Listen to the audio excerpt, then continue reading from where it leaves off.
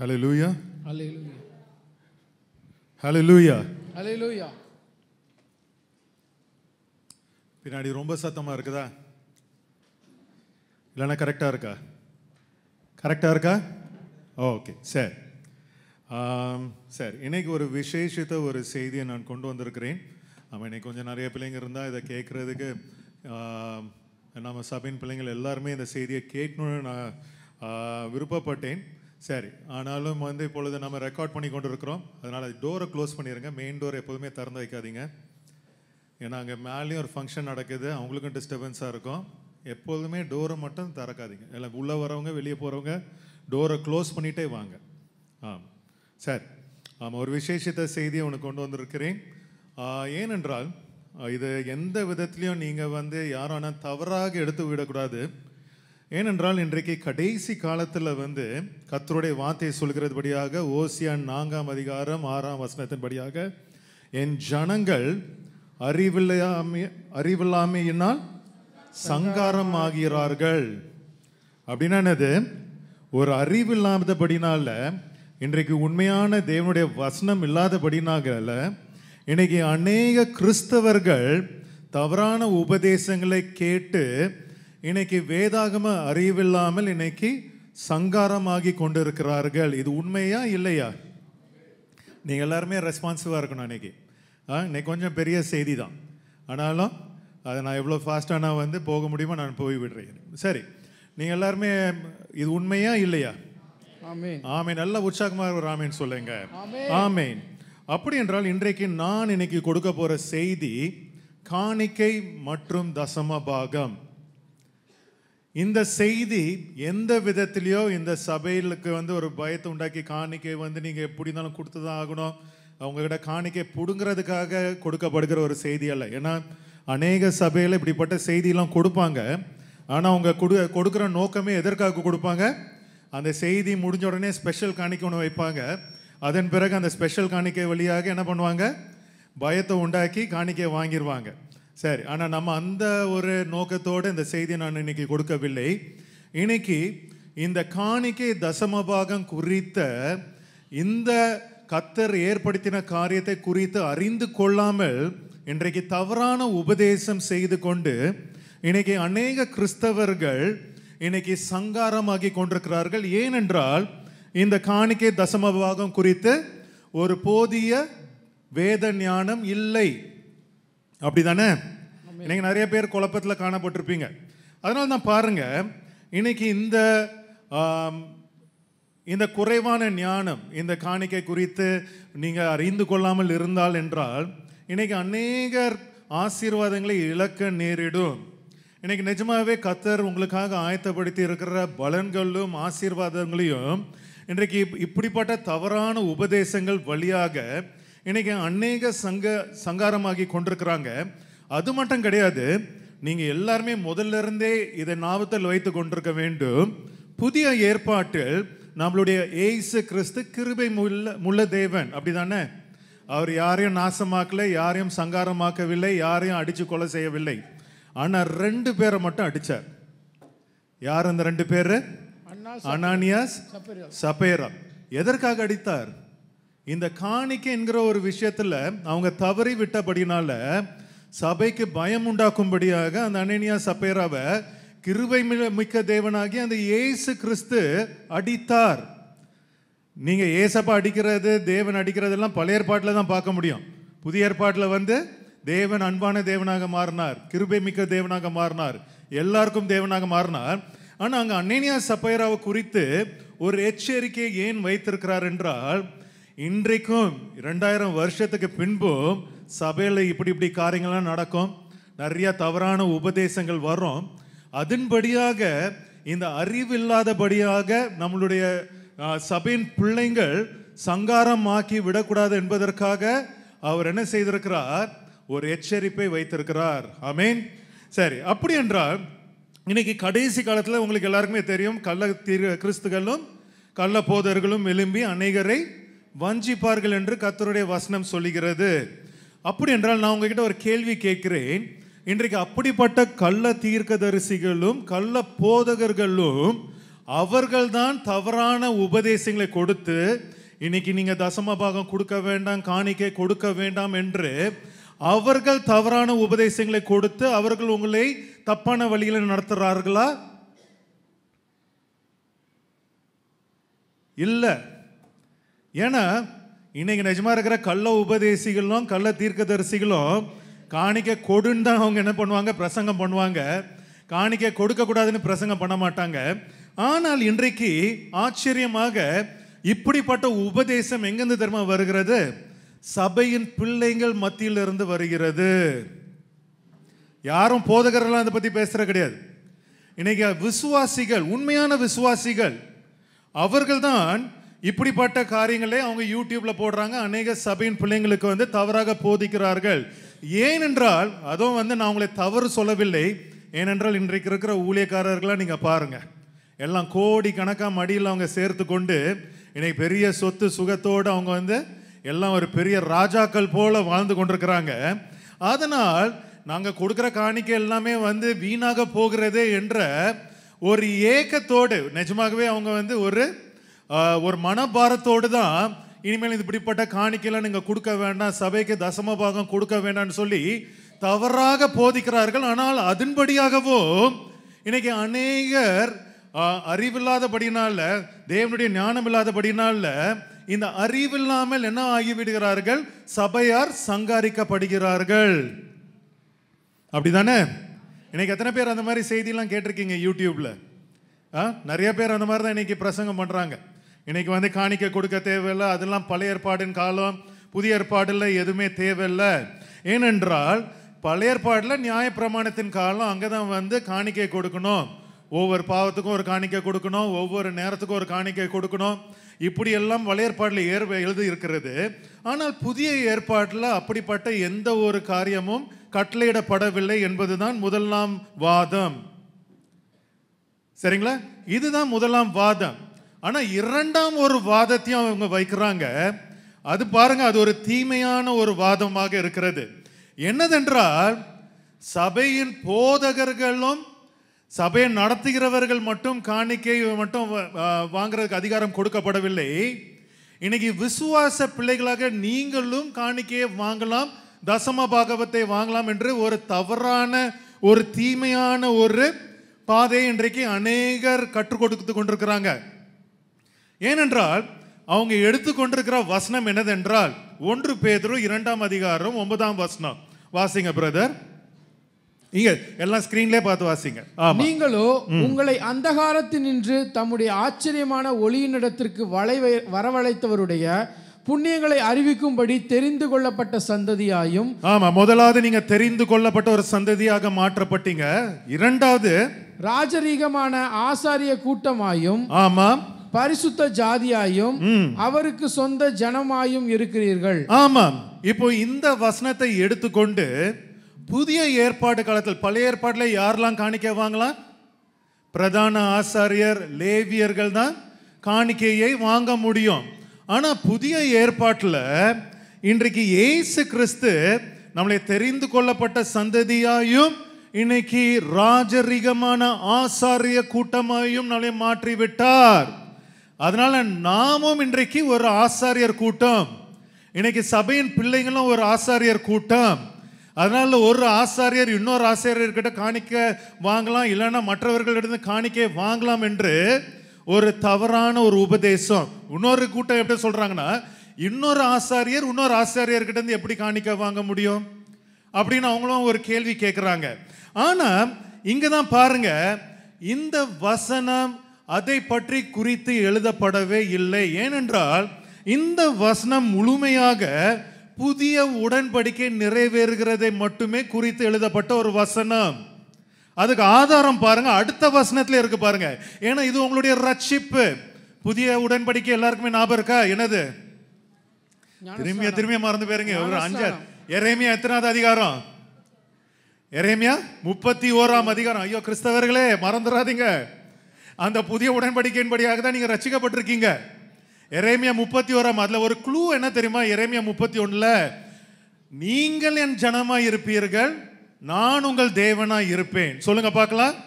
நீங்கள் என் ஜனமாய் இருப்பீர்கள், நான் உங்கள் தேவனாய் இருப்பேன். இதுதான் புதிய உடன்படிக்கையின் அஸ்திபாரமே. அப்போ இந்த காரியம் எங்கெங்கெல்லாம் நீங்க புதிய ஏற்பாடுல வாசித்தீர்களோ, அப்படி என்றால் அந்த அப்போஸ்தலர்கள் எல்லாருமே அந்த புதிய உடன்படிக்கையை சுட்டி காட்டி தான் எழுதி கொள்கிறார்கள் என்று நீங்க புரிந்து கொள்ள வேண்டும். அதே போல பாருங்க, இந்த 10ஆம் வசனத்துல பாருங்க, முன்னே நீங்கள் தேவனுடைய ஜனங்களாய் இருக்கவில்லை. பழைய ஏற்பாடுபடியாக புறஜாதியாக நீங்க தேவனுடைய ஜனங்களாக இருக்க முடியாது. ஏனென்றால் இஸ்ரவேலர்கள் மட்டும்தான் தேவனுடைய ஜனங்களாக இருந்தாங்க. ஆனால் இப்பொழுதோ அவருடைய ஜனங்களாய் இருக்கிறீர்கள். ஹல்லேலூயா. அப்படின்னா என்னதுங்க? இது புதிய உடன்படிக்கை அவர் சுட்டி காட்டி எழுதுகிறார். ரட்சிப்பின் திட்டத்தின் வழியாக. ஏன்னா பழைய ஏற்பாடுல புறஜாதிகளுக்கு ரட்சிப்பு கிடையாது, இரக்கம் கிடையாது, கிருபை கிடையாது.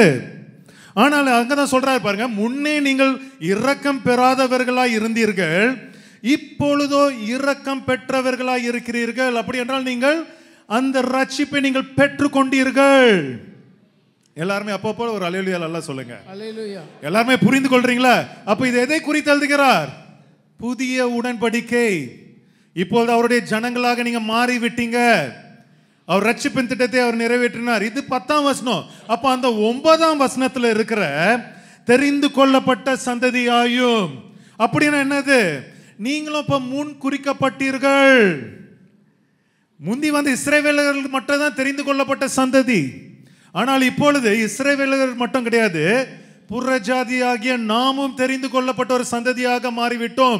இது ரட்சிப்பின் திட்டம், புதிய உடன்படிக்கை. அதன் பிறகு 3வது காரியம், நீங்க பரிசுத்த ஜாதியாகவும் நீங்கள் மாறிவிட்டீர்கள். இன்னைக்கு நிஜமாவே நம்ம உண்மையுள்ள ஒரு ஆவிக்குரிய ஒரு யூதனாக நம்ம மாற்றப்பட்டிருக்கிறோம். விருத்த சேதனம் பண்ணவன் மட்டும் யூதன் கிடையாது, இருதயத்தில் விருத்த சேதனம் ஏறெடுத்தவனோ அவன் தான் உண்மையான யூதன், இஸ்ரவேலன். நீங்க தான் பரிசுத்த ஜாதியாக மாற்றப்பட்டிருக்கிறீங்க.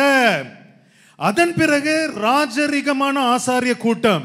இந்த ராஜரிகமான ஆசாரியர் கூட்டம் என்றால் என்ன? அப்ப எதை குறித்து அது எழுதப்பட்டிருக்கிறது? இது நீங்க காணிக்க வாங்கணுமா இல்லையா என்கிறத குறித்து எழுதப்படவில்லை. ஆனா எபிரேயர் 10ஆம் அதிகாரம் 19ஆம் வசனத்தை எடுத்து வைத்துக் கொள்ளுங்க. எல்லாம் இங்க பைபிள்ல நீங்க டர்ன் பண்ணிட்டு இருந்தீங்க, நான் வீடியோல கண்டிப்பா இன்னைக்கு நான் போட்டுறேன். சரிங்களா? நீங்க வீட்டில் போயிட்டு கூட நீங்க மறுபடியும் நீங்க பாருங்க. ஆனா எங்கள் நல்லா கேர்ஃபுல்லா கவனித்துக் கொள்ளுங்க. ஏன்னா இது உங்களுக்கு மட்டும் கிடையாது, நம்ம சபையாருக்கு மட்டும் கிடையாது. இன்னைக்கு நீங்க அநேகருக்கு இதை நீங்க போதிக்கணும். சரி, அப்ப பாருங்க, ராஜரிகமான ஆசாரியர் கூட்டம் என்றால் எபிரேயர் 10:19 எடுத்து வைத்துக் கொள்ளுங்க. பழைய ஏற்பாடு காலத்துல உங்களுக்கு தெரியும் யார் யாரெல்லாம் பரிசுத்த ஸ்தலத்திற்குள்ளாக போக முடியும்? ஆசாரியர்கள். மகா பரிசுத்த ஸ்தலத்திற்குள்ளாக யார் போக முடியும்? பிரதான ஆசாரியர். பிரதான ஆசாரியர் மட்டும் தான் மகா பரிசுத்த ஸ்தலத்திற்குள்ளாக போக முடியும். வேற எந்த மனுஷன் போனாலும் அவன் அடிக்கப்படுவான், அவன் செத்து போயிடுவான் அங்கே. அப்போ இங்க என்ன ஆகிறது? இப்போ இயேசு கிறிஸ்து நம்மளுக்கு பிரதான ஆசாரியராக, மகா ஆசாரியராக மாற்றப்பட்டபடியினால், ஏனென்றால் இன்றைக்கு நம்மளுடைய பாவ நிவாரண நிவர்த்தி பலிகளை செலுத்தினவர் யார்? இயேசு கிறிஸ்து. நீங்க ஏதாவது ஆடு கொடுத்தீங்களா? மாடை கொடுத்தீங்களா? எதுவுமே நீங்க கொடுத்து அதை நீங்க பலியாக நீங்க செலுத்தவில்லை. இயேசு கிறிஸ்துவே உங்களுக்கு பலியாக மாறிவிட்டார். ஆதலால் இன்றைக்கு அந்த எபிரேயர் 10:19 பாருங்க, ஆகையால் சகோதரரே நாம் இப்ப என்னது? நீங்கள் என்ன பண்ணலாம்? அந்த பரிசுத்த ஸ்தலத்தில் பிரவேசிப்பதற்கு இயேசுவானவர் தமது மாம்சத்தின் திரையான் வழியாய். இப்ப இயேசு கிறிஸ்து என்ன பண்ணிட்டார்? ஆவிக்குரியபடியாக நீங்களும் மகா பரிசுத்த ஸ்தலத்திற்குள்ளாக கடந்து வரலாம். எப்படி வரலாம்? ஏனென்றால் ஏசப்பாவுடைய மாம்சத்தின் திரையின் வழியாக, அதான் பழைய ஏற்பாடு புதிய ஏற்பாடு, இப்போ ரட்சிப்பு கிடைத்து விட்டது. நீங்களும் என்ன பண்ணலாம்? அந்த மகா பரிசுத்த ஸ்தலத்திற்குள்ளாக பழைய ஏற்பாடுல அந்த ஆசாரியர் கூட்டம் எப்படி அவர்கள் மகா பரிசுத்த ஸ்தலத்திற்குள்ளாக வந்தார்களோ, அதே போல நீங்களும் இப்பொழுது ஒரு ராஜரீகமான ஆசாரியர் கூட்டமாக மாற்றப்பட்டிருக்கிறீர்கள். நீங்களும் அந்த மகா பரிசுத்த ஸ்தலத்திற்குள்ளாக கடந்து வரலாம். புரிந்து கொண்டீங்களா இல்லையா? எத்தனை பேர் புரிந்து கொள்ளவில்லை? சரி, எத்தனை பேர் புரிந்து கொண்டீங்க? அப்ப பழைய ஏற்பாட்டில் பாருங்க, ஆசாரியர்கள் மட்டும் தான் வந்து அந்த மகா பரிசுத்த ஸ்தலத்திற்கு போறதுக்கு அனுமதி உண்டு. ஆனா இப்ப இயேசு கிறிஸ்து அவருடைய ரட்சிப்பு திட்டத்தின்படியாக அவர் உடைக்கப்பட்ட அந்த சரீரத்தின்படியாகவும் சிந்தின இரத்தத்தின்படியாகவும் இன்னைக்கு நாமும் அந்த பரிசுத்த ஸ்தலத்திற்குள்ளாக நம்ம கடந்து வரலாம்.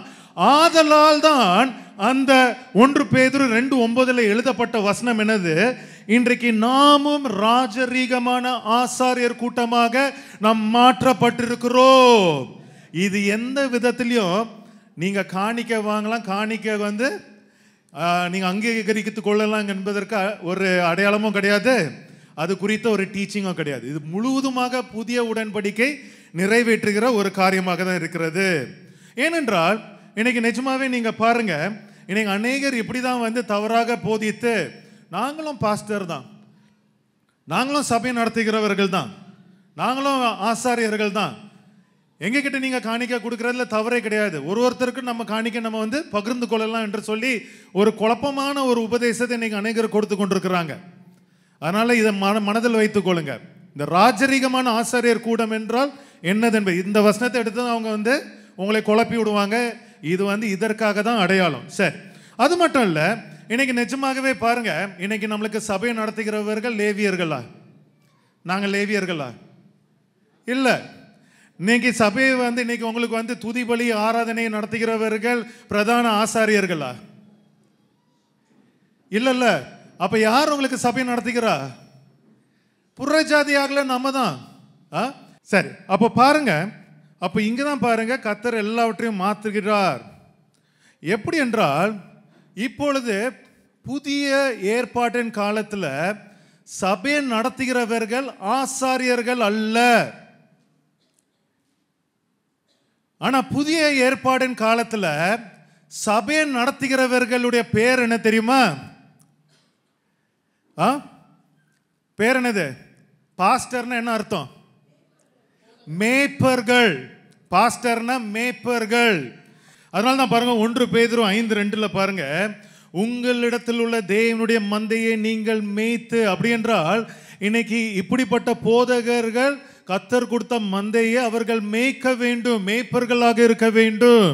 அப்போஸ்தலர் 20:28 பாருங்க, ஆகையால் உங்களை குறித்தும் தேவன் தம்முடைய சுய ரத்தத்தினாலே சம்பாதித்து கொண்ட தமது சபையை மேய்ப்பதற்கு பரிசுத்த ஆவி உங்களை கண்காணிகளாக வைத்திருக்கிறது. அப்படி என்றால் இன்றைக்கு நீங்கள் சபையை மேய்க்க வேண்டும், நீங்கள் தான் கண்காணிகளாக இருக்க வேண்டும்.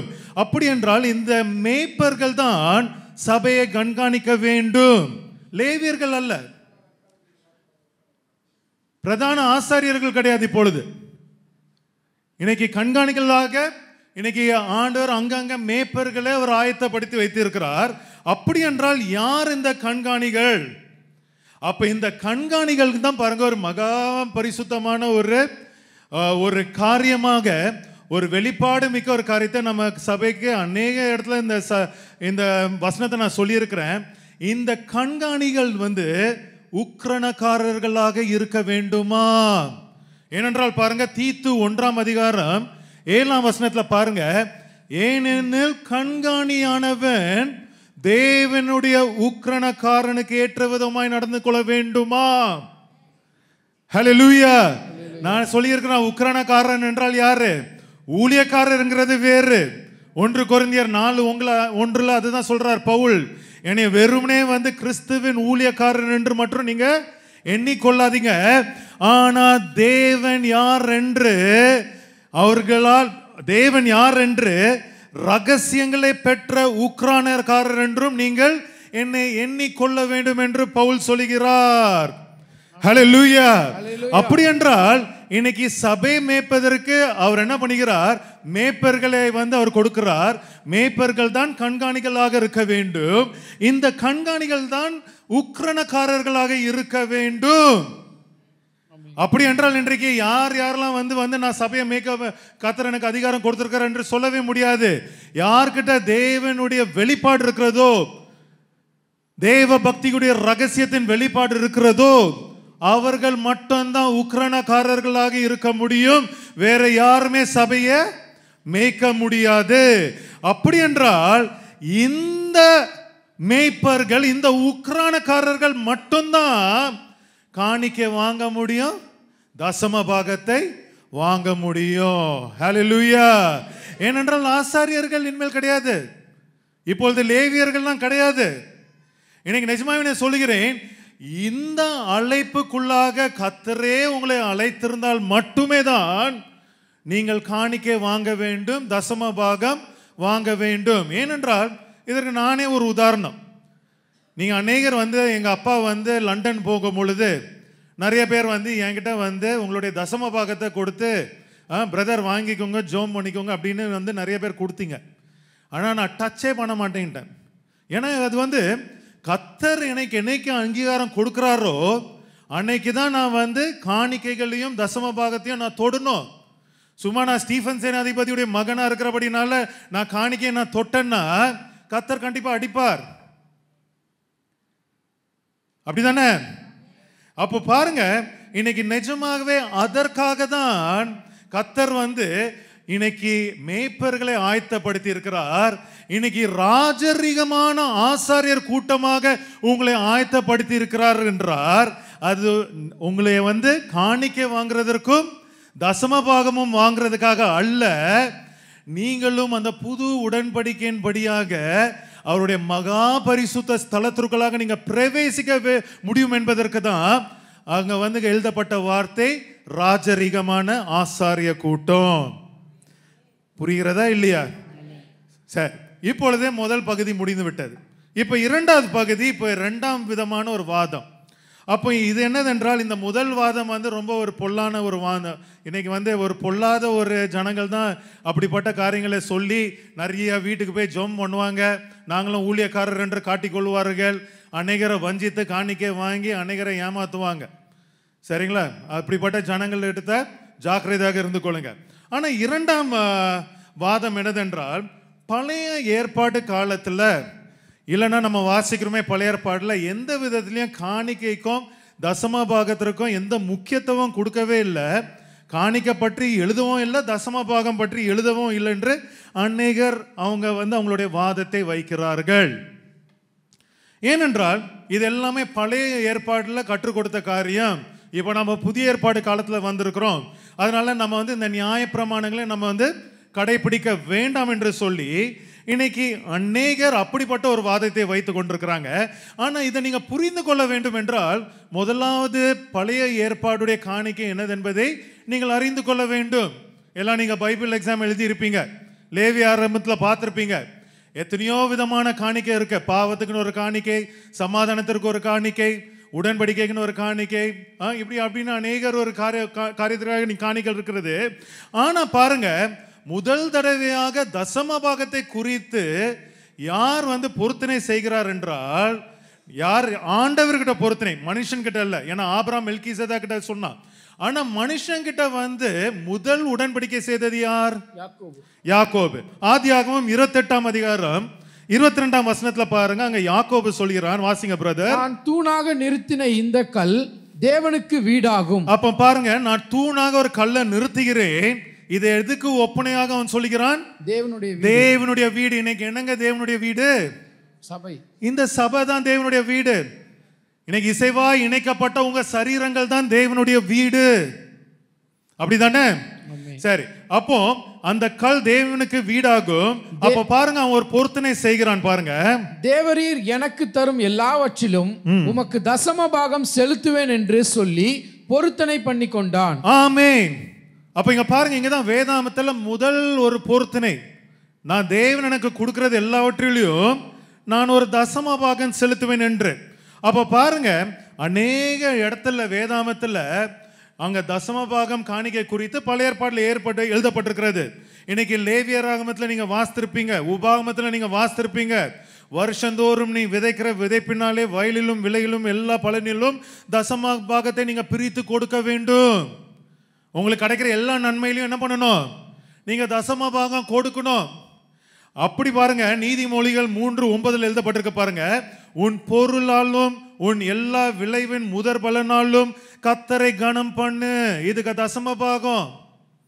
ஆகாய் 2:8 பாருங்க, வெள்ளியும் என்னுடையது பொன்னும் என்னுடையது என்று சேனைகளின் கர்த்தர் சொல்லுகிறார். காணிக்கை எதிர்பார்க்கிற தேவனாக இருக்கிறார். யாத்ராகமம் 35:5 பாருங்க, உங்களுக்கு உண்டானதினாலே கர்த்தருக்கு ஒரு காணிக்கை கொண்டு வந்து செலுத்துங்கள், மனமுள்ள எவனோ அவன் அதை கொண்டு வரட்டும். கர்த்தருக்கு செலுத்தும் காணிக்கை என்னவென்றால் அது பொன்னும் வெள்ளியும் வெண்கலமும். இன்றைக்கு இருக்கிற இன்டர்பிரேஷன் படியாக பணம், பொன்னும் வெள்ளியும் வெண்கலமும். அப்ப கர்த்தர் வந்து காணிக்கை மேல் பிரியப்பட்டார். அது மட்டும் இல்ல, இதை வாங்கி கொண்ட ஆசாரியர்கள் லேவியர்களும் அவர்களும் ஒரு தசம பாகம் வைக்க வேண்டும். இப்ப நீங்க எங்களுக்கு ஊழியக்காரர் எங்களுக்கு கொடுக்குறீங்களா ஒரு தசம பாகம், நாங்க அந்த தசம பாகத்துல இருந்து நாங்களும் ஒரு தசம பாகம் எடுத்து வைக்க வேண்டும். நெகேமியா 10:38 அதான் எழுதப்பட்டிருக்கிறது. லேவியர் தசம பாகம் சேர்க்கும் பொழுது ஆரோனின் குமாரனாகிய ஒரு ஆசாரியன் லேவியரோடு கூட இருக்கவும், தசம பாகிய அதிலே லேவியர் 10% எங்கள் தேவனுடைய ஆலயத்துல பொக்கிஷ அறைகளில் கொண்டு வரவும் திட்டமிட்டு பண்ணி கொண்டோம். இதெல்லாம் அவங்க மறுபடியும் அந்த சபையை கட்டும் பொழுது இதெல்லாம் அவங்க வந்து பிளான் பண்றாங்க, இப்படிலாம் செய்யணும் என்பதற்காக. அப்ப பாருங்க, பழைய ஏற்பாடுல இந்த தசம பாகத்திற்கும் காணிக்கைக்கும் அதிக முக்கியத்துவம் கொடுக்கப்பட்டது. தேவனே இதற்கு முக்கியத்துவம் கொடுத்தார். யார் யாரெல்லாம் தசம பாகம் கொடுக்கலையோ, காணிக்கை கொடுக்கலையோ, பழைய ஏற்பாடு காலத்துல அவர்கள் அறுப்புண்டு போவார்கள். இன்னைக்கு நிஜமாவே பார்க்க போனோம்னா இன்னைக்கு இருக்கிற மாடர்னாக இருக்கிற இன்னைக்கு வரி டாக்ஸ் போலதான். எல்லாருமே இன்னைக்கு வந்து உங்க டாக்ஸை கட்டணும். இன்னைக்கு நீங்க டாக்ஸ் கட்டலன்னு ஆயிடும், கவர்மெண்ட் வந்து உங்களை என்ன பண்ணுவாங்க, உங்களை ஒன்றும் இல்லாமல் ஆக்கிடுவாங்க. அதே போலதான் பழைய ஏற்பாடு காலத்திலேயே இருந்திருக்கிறது.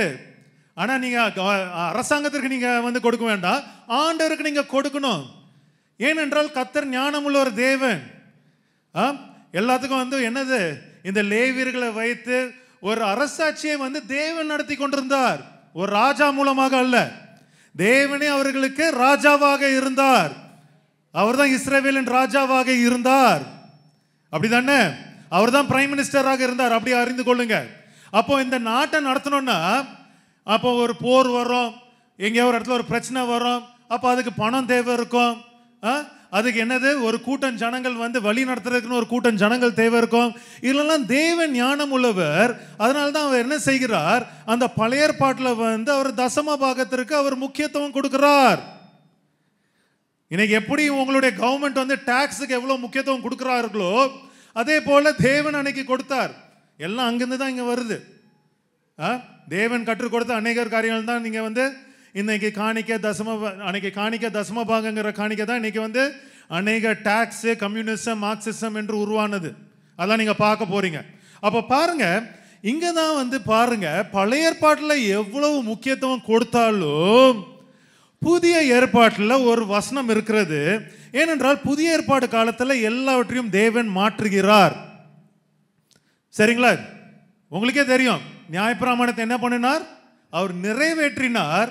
அவர் என்ன பண்ணிட்டார், இந்த நியாயப்பிரமாணத்தை உங்களுடைய இருதயத்தில் எழுதி வைத்தார். இவ்வளோ காலமாக வந்து என்னது, வித்தின்படியாக இஸ்ரவேலர்களாக இருந்தாங்க. ஆனா இனிமேல் புதிய ஏற்பாடு காலத்துல நீங்க புத்திர சுவீகாரத்தின்படியாக நீங்க இஸ்ரவேலர்களாக மாற்றப்பட்டீங்க. எல்லாருமே ஒரு ஆமேன்னு சொல்லுங்க பாப்போமே. எல்லாருமே கேட்டுக்கொண்டிருக்கிறீங்களா இல்லையா?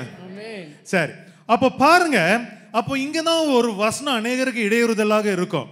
என்ன வசனம் என்றால் எபிரேயர் 10:5 ஆகையால் அவர் உலகத்தில் பிரவேசிக்கும் பொழுது, அவருங்கிறது பிதா இங்க எழுதப்பட்டது. பிதா உலகத்தில் வந்து மாம்சமாக பிரவேசிக்கும் பொழுது அவர் பலியையும் காணிக்கையும் அவர் விரும்பவில்லை. என்னது, அவர் பலிகளையும் காணிக்கைகளையும் அவர் விரும்பவில்லை, ஒரு சரீரத்தை மட்டும் அவர் என்ன பண்ணுகிறார், ஆயத்தம் பண்ணினார் என்று எழுதப்படுகிறது. இன்னைக்கு அநேகர் இந்த வசனத்தை எடுத்துக்கொள்வாங்க. என்னது, பலியையும் காணிக்கைகளையும் ஆண்டவரே இப்ப விரும்புறது இல்லை. அப்படி என்றால் நிஜமாகவே இன்றைக்கு தசம பாகத்தையும் காணிக்கையையும் கர்த்தர் விரும்பாமல் போய்விட்டாரோ? இல்லை என்றால் ஒருவேளை நாம் காணிக்கை செலுத்துகிற விதத்தில் தேவன் ஒரு மாற்றத்தை கொண்டு வந்து விட்டாரோ?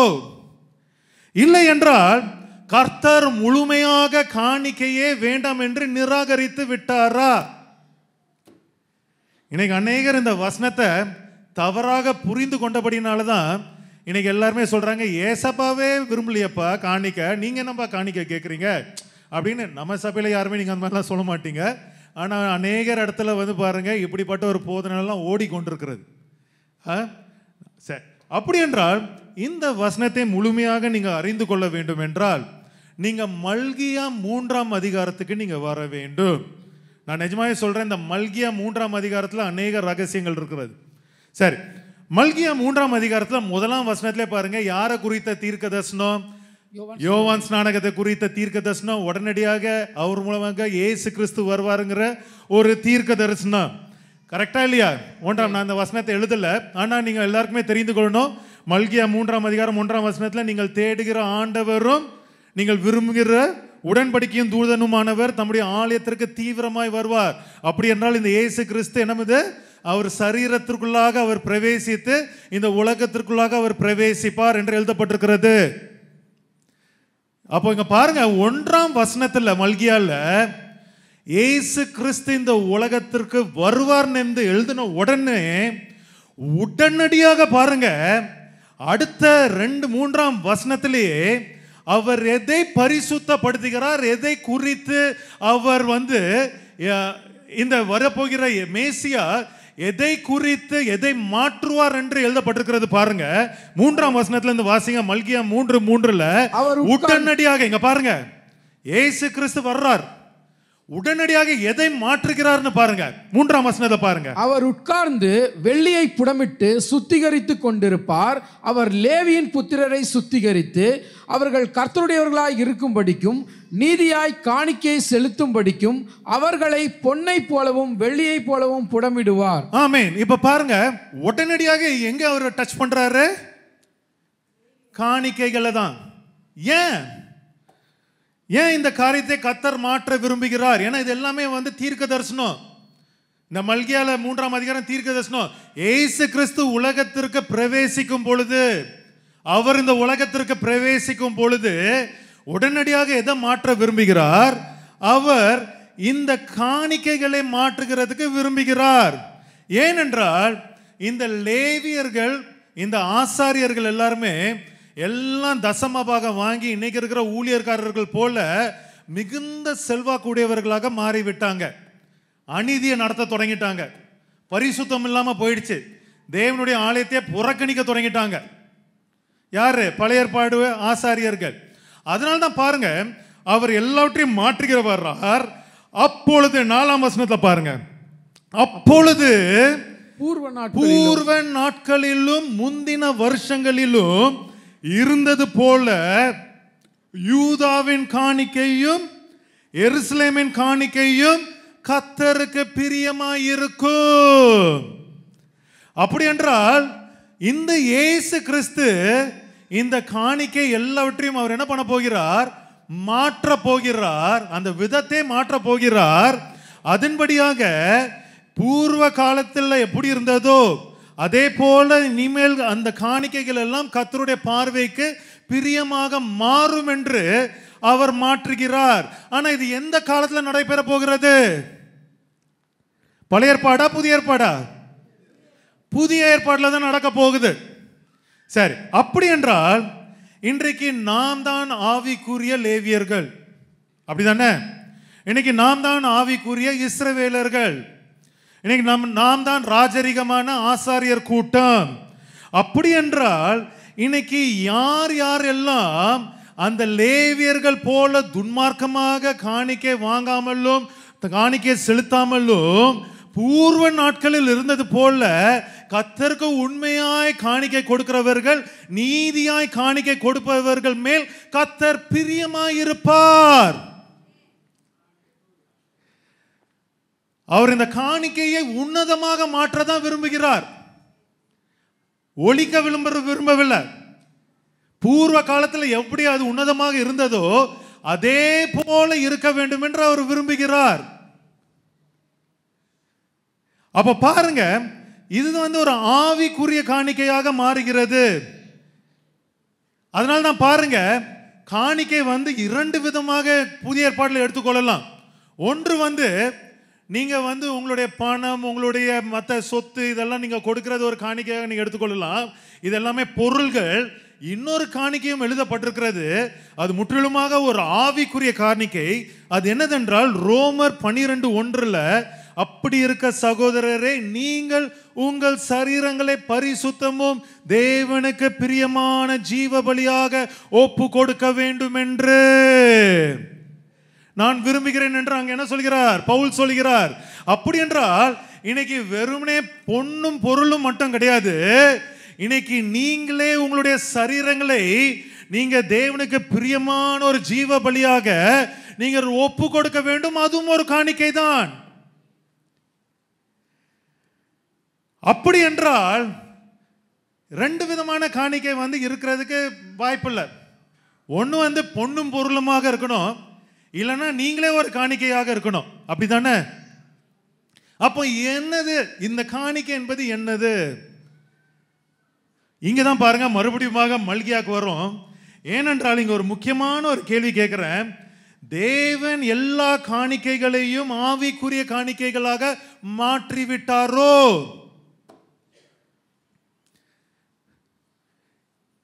இன்னைக்கு ஒருவேளை உங்களுக்கு அந்த கேள்வி இருக்கலாம், எல்லா காணிக்கைகளையும் ஆவிக்குரிய காணிக்கைகளாக மாற்றிவிட்டாரோ? அப்ப பாருங்க, இதுக்கு பதில் வேண்டும் என்றால் மறுபடியும் மல்கியா 3ஆம் அதிகாரத்துக்கு நம்ம வருவோம். அப்ப மல்கியா 3ஆம் அதிகாரத்தில் பாருங்க, அந்த முதல்ல வாஸ்தம் 1ஆம் வசனத்துல இருந்து 5ஆம் வசனம் வரைக்கும் என்னது அவர் நிறைவேற்ற விரும்பினார்? பூர்வ நாட்கள் இருந்தது போல இப்போ நான் அந்த காணிக்கை நான் என்ன பண்ணணும்? நான் மாற்ற விரும்பணும். அப்படின்னு அதுல நான் பிரியமா இருக்கணும்னு அவர் விரும்புகிறார். உடனடியாக பாருங்க, பகிரங்கமாக 6ஆம் வசனத்துல பாருங்க, கர்த்தர் திருமுலம் சாற்றுகிறார். பாருங்க, நான் கர்த்தர், நான் மாறாதவர். இதுக்கு என்ன அர்த்தம் என்றால், நான் எதையும் மாற்ற போறது இல்லை. பழைய ஏற்பாடுல இருந்து அதே கர்த்தர் தான் புதிய ஏற்பாடுல இருக்கிற உங்களுக்கு மேசியா என்கிற கர்த்தரும் அவர் தான், இயேசு என்கிற கர்த்தரும் அவர் தான்.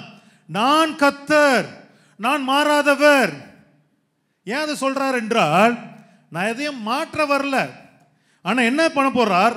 ஆகையால் யாக்கோபின் புத்திரராகிய நீங்கள் நிர்மூலமாகவில்லை. இப்ப நல்லா கவனிங்க எல்லாருமே, இந்த வசனத்துல நல்லா கவனிங்க. இப்ப என்னதுன்னா, ஆண்டவர் ஒரு காரியத்தை சொல்ல போகிறார் பாருங்க.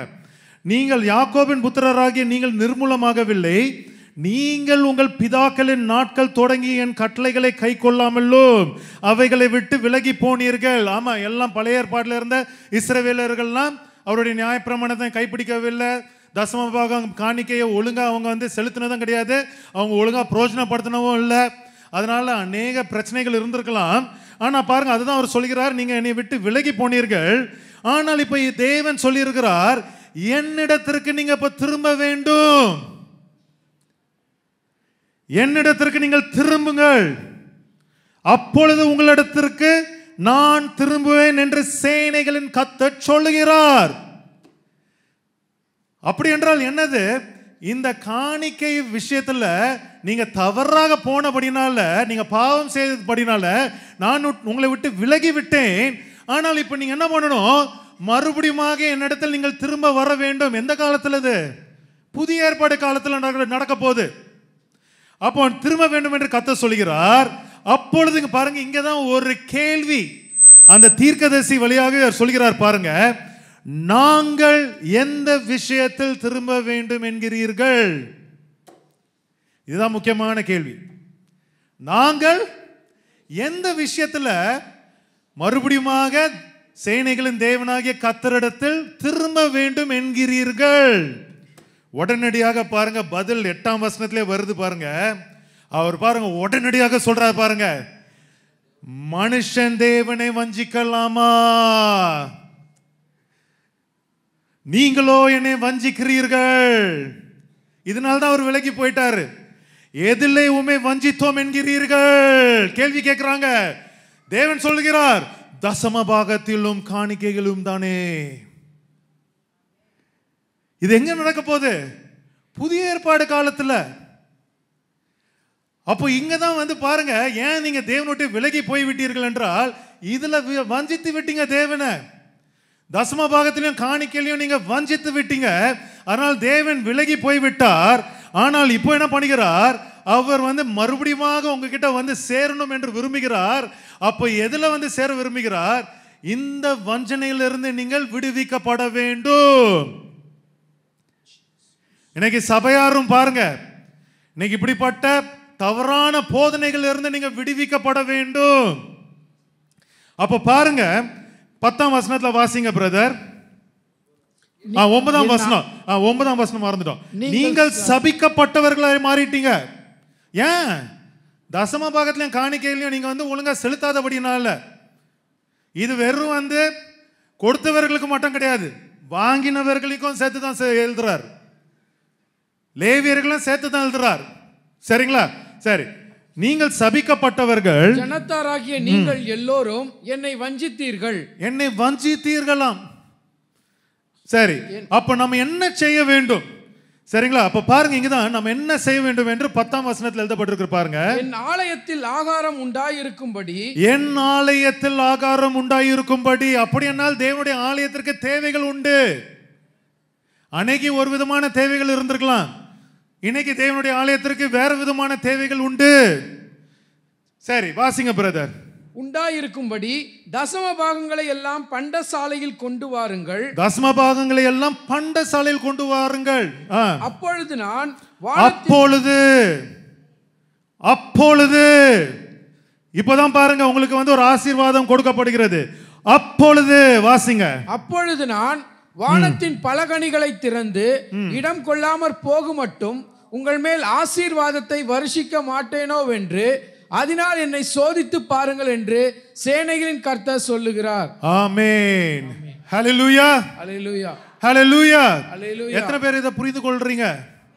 இன்னைக்கு நிஜமாவே பாருங்க, இன்னைக்கு நீங்க தேவனுடைய ஆலயத்திற்கு அந்த ஆகாரத்தை கொண்டு வர வேண்டும். தசம பாகங்களை நீங்கள் பண்டக சாலைக்கு நீங்க கொண்டு வர வேண்டும். நீங்க ஆண்டவரே சேலஞ்ச் பண்றாரு, என்னை சோதித்து பாருங்க, நீங்கள் கொண்டு வாங்க, நான் உனக்கு பல கனிகளை திறந்து இடம் கொள்ளாமல் போக மட்டும் உங்களை ஆசீர்வதித்து உங்களை வருஷிக்க பண்ணுவேன். இது என்னது? புதிய ஏற்பாடின் உடன்படிக்கையாக அவர் செய்கிறார். பழைய ஏற்பாடுல நடக்க போற காரியம் இல்ல. மல்கியா கடைசி புஸ்தகம். மல்கியா என்னது? பழைய ஏற்பாடுல கடைசி புஸ்தகம். இதுக்கப்புறம் வேற எதுவும் நடக்க போறது இல்ல. பழைய ஏற்பாடுல ஒரு கேப் தான் உண்டாக போகிறது. அதுக்கப்புறம் உடனடியாக புதிய ஏற்பாடு. இதெல்லாமே புதிய ஏற்பாடுல நடக்க போக வேண்டிய காரியத்தை தான் அவர் இங்க எழுதியிருக்கிறார். அப்படி என்றால் நீங்கள் முழுமையாக தேவனுடைய வீட்டிற்கு நீங்கள் தசம பாகம் கொடுக்க வேண்டும். யாக்கோபு செய்த அந்த உடன்படிக்கையை இன்றைக்கு நாமும் நிறைவேற்ற வேண்டும். அப்படி என்றால் பலியையும் காணிக்கையும் அவர் விரும்பாமல் போகவில்லை. அப்படிதானே? ஏசப்பா இங்க வெறுப்ப காட்டினாரா? இந்த மல்கியா 3ஆம் அதிகாரத்தில் வெறுப்ப காட்டுறாரா? எனக்கு பலிகளையும் காணிக்கைகளையும் இனிமேல் எனக்கு விருப்பம் இல்லைன்னு எங்கேயா சொன்னாரா? அப்படி என்றால் இந்த எபிரேயர் 10ஆம் அதிகாரம் 5ஆம் வசனத்தில் எழுதப்பட்ட அவர் உலகத்தில் பிரவேசிக்கும் பொழுது பலியையும் காணிக்கையும் நீர் விரும்பவில்லை என்று எழுதப்பட்ட அந்த வார்த்தைக்கு என்ன அர்த்தம் என்றால், அதே எபிரேயர் 10ஆம் அதிகாரத்தில் தான் இருக்கு. இன்னைக்கு அநேகர் இந்த மாதிரி ஒரு வசனத்தை மட்டும் எடுத்துக்கொண்டு எல்லாருமே தப்பா போதிக்கிறாங்க. ஆனால் நான் நிஜமா சொல்றேன், பைபிள் ஸ்டடிக்கு வாங்க, தயவுசெய்து பைபிள் ஸ்டடிக்கு வாங்க. நீங்கள் எப்படி வேதாமத்தை வாசிக்கணுங்கிறத இன்னைக்கு அநேகர் அங்கே தான் அறிந்து கொண்டிருக்கிறீங்க. அப்போ பாருங்க, இந்த எபிரேயர் 10ஆம் அதிகாரம் 17ஆம் வசனம் 18ஆம் வசனத்தை வாசிப்போம். அப்போ பாருங்க, ஏன் பலியையும் காணிக்கையும் நான் விரும்பவில்லை என்று தேவன் அங்க சொன்னாருங்கிறதுக்கு பதில் அங்க இருக்கு பாருங்க. அவர்களுடைய பாவங்களையும், இதை நீங்க வீட்டுக்கு போனதுக்கு அப்புறம் எபிரேயர் 10ஆம் அதிகாரம் 7ஆம் அதிகாரத்தில் முழுசா வாசித்து பார்த்துருங்க. சரிங்களா? முழுமையாக இதை பத்தி தான் எழுதப்பட்டிருக்கோம். சரி, வாசிங்க பிரதர். அவர்களுடைய பாவங்களையும் அவர்களுடைய அக்கிரமங்களையும் நான் இனி நினைப்பதில்லை என்பதை சொல்லுகிறார். அப்ப பாருங்க, இதெல்லாம் புதிய உடன்படிக்கை நிறைவேற்றுகிறார். இனிமேல் உங்க அக்கிரமத்தை நினைக்க மாட்டேன், உங்க பாவங்களை நினைக்க மாட்டேன். ஏனென்றால் நான் ஒரு ரட்சிப்பின் திட்டத்தை நான் கொண்டு வந்திருக்கிறேன். அந்த ரட்சிப்பின் திட்டத்தின்படியாக உங்க பாவங்கள் எல்லாம், உங்களுடைய அழுக்கெல்லாம் அது அகற்றப்பட்டு போடப்படும். அப்ப பாருங்க 18ஆம் வசனத்துல இவைகள் மன்னிக்கப்பட்டதுண்டானால் இனி பாவத்து நிமித்தம் பலி செலுத்தப்படுவதில்லையே. இனி இதான் ஆன்சர் பண்ணுங்க. இனி பாவத்தின் நிமித்தம் பலி செலுத்தப்படுவதில்லையே. அவ்வளவுதான் ஆன்சர். அப்படி என்றால் only for your sins. ஏனென்றால் பழைய ஏற்பாட்டில் வந்து நீங்க பாவம் செய்தா கூட, நான் ஒரு திருடனை கொலை செய்தா கூட நீங்க வந்து காணிக்கை வைக்க வேண்டும். அப்படிதானே? நீங்க என்ன பாவ நிவார்த்தி பலி வந்து சும்மா வெறும் கையில் வர முடியுமா? நீங்க காணிக்கை கொண்டு வர வேண்டும். லேவியராகமத்தில் அதான் ஃபுல்லா எழுதப்பட்டிருக்கிறது. நீங்க வந்து காணிக்கைகளை கொண்டு வர வேண்டும். ஆனால் இனிமேல் நீங்கள் பாவம் செய்தால் நீங்கள் அப்படிப்பட்ட பலிகளையும் காணிக்கையும் கொண்டு வர தேவையில்லை. ஏனென்றால் இயேசு கிறிஸ்துவாகிய நானே உங்களுக்கு பலியாக நான் மாறிவிட்டேன். ஹல்லேலூயா. இது புரிந்து கொண்டீங்களா இல்லையா? மிக மிக முக்கியமான ஒரு காரியம். அப்படி என்றால் அந்த எபிரேயர் 10:5 பலியையும் காணிக்கைகளையும் நீர் விரும்பவில்லை என்று எழுதப்பட்ட வார்த்தைக்கு அதுக்குரிய அர்த்தம் என்னதென்றால், பழைய ஏற்பாட்டில் இருந்த எந்த பலிகளையும் காணிக்கைகளையும் நீங்க உங்க பாவத்திற்காக செலுத்தின பலிகளையும் காணிக்கைகளையும் நான் இப்பொழுது விரும்பவில்லை, அது இனிமேல் செல்லாது. இது எந்த விதத்திலையும் தசம பாகத்தையும் காணிக்கை குறித்து எழுதப்பட்ட ஒரு வசனம் இல்ல. வெறும் பாவ நிவாரண பலியை குறித்து தான் எழுதப்பட்டிருக்கிறது. அப்போ அதெல்லாம் தேவையில்ல. இனி பாவத்தின் நிமித்தம் பலி செலுத்தப்படுவதில்லையே. அதான் ஆன்சர். ஹல்லேலூயா சொல்லுங்க பார்க்கலாம். எல்லாருமே புரிந்து கொள்றீங்களா இல்லையா? நான் ரொம்ப கொஞ்சம் ஓவர் டோஸா போதா? எல்லாருக்கும் புரியுதில்ல, அதான் ரொம்ப ஸ்லோவா தான் போறோம், அதுக்காக தான். சரிங்களா? சரி. அப்ப பாருங்க, அதனால தான் பாருங்க, நிஜமாகவே அவர் பலிகளையும் காணிக்கைகளையும் விரும்பாத தேவனாக இருந்தால் இந்த இயேசு கிறிஸ்துவே அவர் என்ன பண்ணியிருப்பார்? இந்த காணிக்கைக்கும் தசம பாகத்துக்கும் விரோதமா அவர் பேசியிருப்பாரா? பேசியிருக்க மாட்டாரா? அவ்வளவு முக்கியமான ஒரு காரியத்தை குறித்து பேசியிருப்பாரா? பேசியிருக்க மாட்டாரா? ஆனா பேசினாரா? பேசவே இல்லை. ஆனா என்ன செய்யறார் தெரியுமா? மார்க் 12:41 எடுத்து வாசிங்க. அங்க பாருங்க, எல்லாருக்கும் இந்த கதை தெரியும், நானே வாசிக்கிறேன். அங்க ஒரு வயதான பெண்மணி வந்து 2 காசு போடுறா. அந்த கதை எல்லாருக்கும் தெரியும் தானே? சரிங்களா? அப்போ ஏசப்பா அதுக்கு முன்னாடி என்ன செய்தார்னு பாருங்க. இயேசு காணிக்கை பெட்டிக்கு எதிராக உட்கார்ந்து, அவர் பலிகளையும் காணிக்கைகளையும் விரும்பாத தேவனா இருந்தானே காணிக்கை பெட்டிக்கு முன்னாடி உட்கார்வாரா? அடிச்சு ஒரு சாட்டை எடுத்து அடிச்சிருக்க மாட்டாரு அந்த காணிக்கை பெட்டிய. கரெக்டா இல்லையாங்க? உண்மைனா ஒரு அல்லேலூயா சொல்லுங்க பாப்போம். அல்லேலூயா. அப்ப பாருங்க, காணிக்கை பெட்டிக்கு எதிராக உட்கார்ந்து ஜனங்கள் காணிக்கை பெட்டியில் பணம் போடுகிறதை பார்த்து கொண்டிருந்தாராம். ஒருத்தனை எவ்வளவு போடுறான்னு பார்த்து கொண்டிருந்தாருன்னா எவ்வளோ டென்ஷனா இருந்திருக்கும் அந்த சிச்சுவேஷன். நினைச்சு பாருங்க. நாங்களாம் வந்து காணிக்கை போடும்போது நீங்களா எவ்வளோ போடுறீங்க, எவ்வளோ போடுறீங்க, 10, 100, 200 இப்படின்னு பக்கத்தில் வந்து ஒருத்தரும் நோட்டோட்ட இப்படி இருக்கும். ஆனா அவர் பாருங்க, இயேசு கிறிஸ்து பார்த்து கொண்டிருந்தார். எல்லாருமே ஐஸ்வர்யவான்கள்லாம் இயேசு கிறிஸ்து இருக்காரா, எக்ஸ்ட்ராவா போடுலாம் போட்டிருப்பாங்க. அப்படிதானே? இயேசு கிறிஸ்து பார்த்து கொண்டிருக்கிறான்னு உடனே என்ன பண்ணியிருப்பாங்க? 10 சேக்கல் கொண்டு வந்தவன் 100 சேக்கலா போட்டிருப்பான். தேவனுடைய கண்களுக்கு வந்து என்னது, நான் ஒரு பெரியவனா காட்டணுங்கிறக்காக என்னென்னலாம் பண்ணியிருப்பாங்க. இன்னைக்கு அது மாதிரி எல்லாருமே பண்றாங்க. ஆனா கர்த்தர் அந்த காணிக்கை அங்கீகரிக்கல.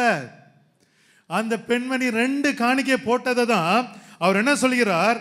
இந்த ஏழை விதவை அதிகமா போட்டால் என்று மெய்யாகவே உங்களுக்கு நான் சொல்லுகிறேன் சொல்லி காணிக்கையை அங்கீகரித்தார். அப்படி என்றால் அவர் பலிகளையும் காணிக்கைகளையும் அவர் வந்து விரும்பாமல் போவில்லை, அது வேற விஷயம். அவர் உண்மையாகவே காணிக்கைகளை அங்கீகரித்த தேவனாக இருந்தார். அப்படிதானே? சரி. அப்படி என்றால் இன்னைக்கு நிஜமாகவே ஒரு 2 வசனத்தை நான் கடகடன்னு சொல்லிடுறேன். ஏன்னா இந்த வசனம் எல்லாமே சரி, இது வேண்டாம், ஏன்னா நேரம் ஆயிடும். சரி, நான் சொல்லிடுறோம் 2 வசனம். ஏன்னா இன்னைக்கு நிறைய பிள்ளைங்க உண்மையான சில வசனங்கள் எடுத்து இது காணிக்கை குறித்து எழுதப்பட்ட வசனம் என்று நினைத்து கொண்டிருக்கிறாங்க. நம்மளும் அதை மாதிரி தான் நினைத்து கொண்டோம். நானும் அந்த மாதிரி தான் நினைத்து கொண்டேன் சில வசனங்களாம். ஆனால் இது காணிக்கை குறித்து எழுதப்பட்ட வசனம் இல்லைங்கிறது வீட்டில் போய் வாசித்து பார்த்துக்கோ. நான் வாசிக்கலாம். லூக்கா 6:38 எழுதி கொள்ளுங்க. 2 கொரிந்தியர் 9:7. லூக்கா 6:38, 2 கொரிந்தியர் 9:7. ஒன்றுத்துல வந்து கொடுங்கள் அப்பொழுது உங்களுக்கு கொடுக்கப்படும் எழுதப்பட்டிருக்குல்ல. அடுத்தது வந்து அவனவன் விசானமா இல்லை கட்டாயமும் அல்ல அப்படின்னு எழுதப்பட்டிருக்குல்ல. இந்த 2 வசனமா வந்து நீங்க நிறைய பேர் காணிக்கை நினைத்து கொண்டிருக்கிறாங்க. காணிக்கை கிடையாது. ஏன்னா இதையும் நான் சொல்லணும்ல, எதெல்லாம் நம்ம காணிக்கை பற்றி எழுதவில்லை என்று நான் சொல்லணும். வெறும் காணிக்கை மட்டும் நான் பேசக்கூடாது. நீங்கள் வீட்டில் போய் வாசித்துக்கொள்ளுங்க, சரிங்களா? அப்படி என்றால் இன்னைக்கு இயேசு கிறிஸ்து காணிக்கைகளை நிராகரிக்கவில்லை, அங்கீகரித்தார். அப்படி என்றால் புதிய ஏற்பாட்டில் அவர் காரியத்தை மாற்றினார் அல்லவா? இனிமேல் லேவியர் கையில் தசமபாகம் கொடுக்க தேவையில்லை, பிரதான ஆசிரியர் கையில் தசமபாகம் கொடுக்க தேவையில்லை. மேய்ப்பர்களை ஆயத்தப்படுத்தி வைத்திருக்கிறார், அப்போஸ்தலர்களை அவர் ஆயத்தப்படுத்தினார். அப்படி என்றால் புதிய ஏற்பாடு காணிக்கை என்றால் என்னது?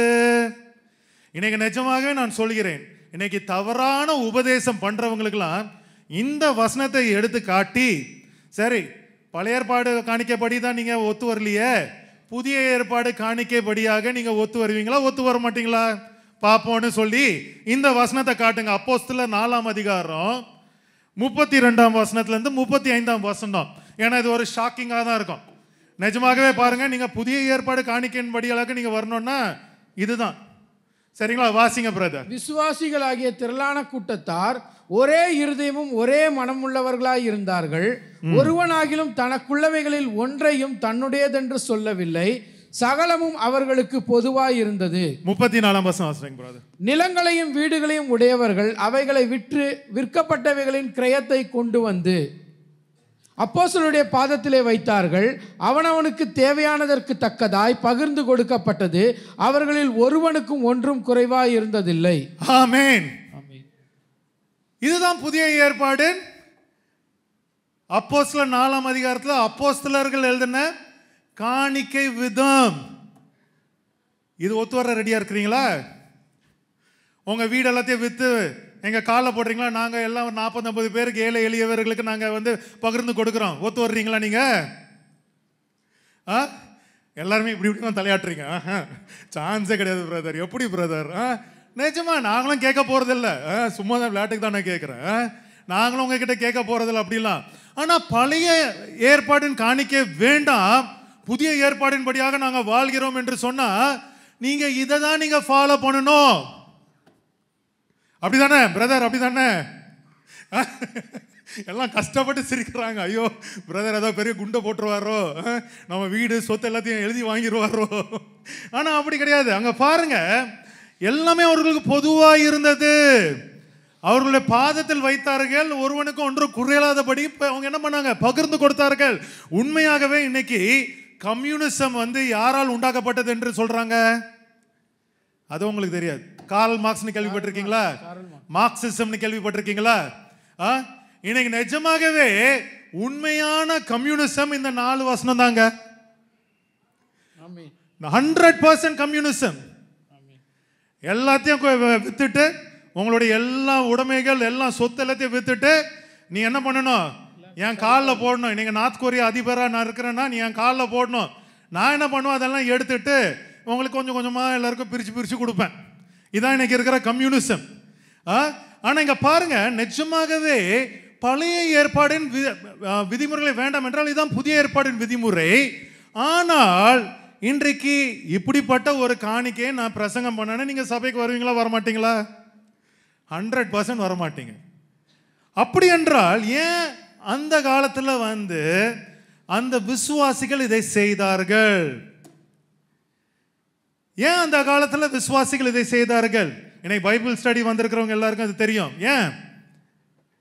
ஏனென்றால் எருசலேமில் யாரெல்லாம் இயேசு கிறிஸ்துவை சொந்த இரட்சகராக ஏற்றுக்கொண்டார்களோ அவர்களை எல்லாரையும் யூதர்கள் கொலை செய்ய தொடங்கி விட்டார்கள்.